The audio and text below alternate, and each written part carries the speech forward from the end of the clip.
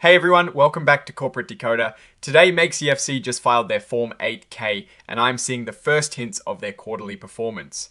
Quick note, this is not financial advice, just my take on public filings for educational purposes. They've announced their first quarter 2026 earnings, and we're going to break down what those numbers really mean. Alright, so we're looking at Muncy Columbia Financial Corporation, a regional bank.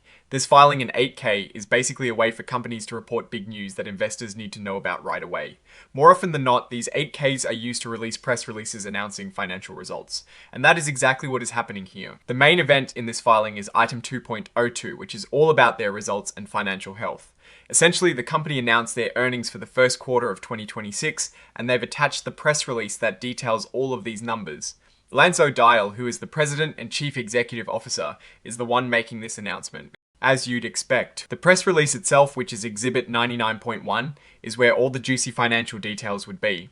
While we don't have the full press release content in front of us, we know it is the source of their first quarter 2026 earnings.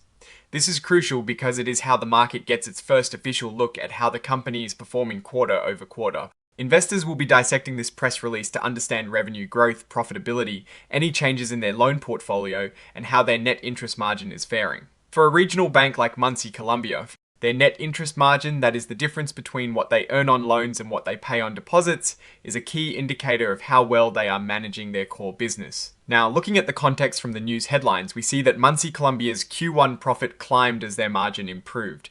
This is a very positive signal right off the bat. An improving margin means the bank is likely making more money on its lending activities, which is fundamental to banking success. When a bank's margins are expanding, it generally indicates good loan pricing strategies and efficient management of funding costs. This aligns with the headline mentioning a profit climb, suggesting these improved margins are translating directly to the bottom line. And finally, to wrap things up, Joseph K. Waniel Jr., the Executive Vice President and Chief Financial Officer, has signed off on this report. This signifies that the information being presented has been reviewed and approved by the company's financial leadership. His signature is essentially a stamp of approval on the reported financial results.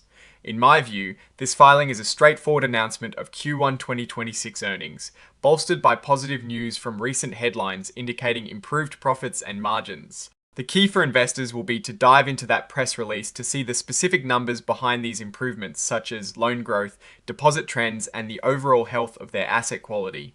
Without the detailed financial tables from the press release, it is hard to give a definitive prognosis. But the initial signs are quite encouraging for Muncy Columbia Financial Corporation. Oh, and the research tools I actually use are linked in the description. They help keep this channel going. That is my take. Stay decoded. If you like this breakdown, give it a thumbs up and subscribe for more, and join our Discord.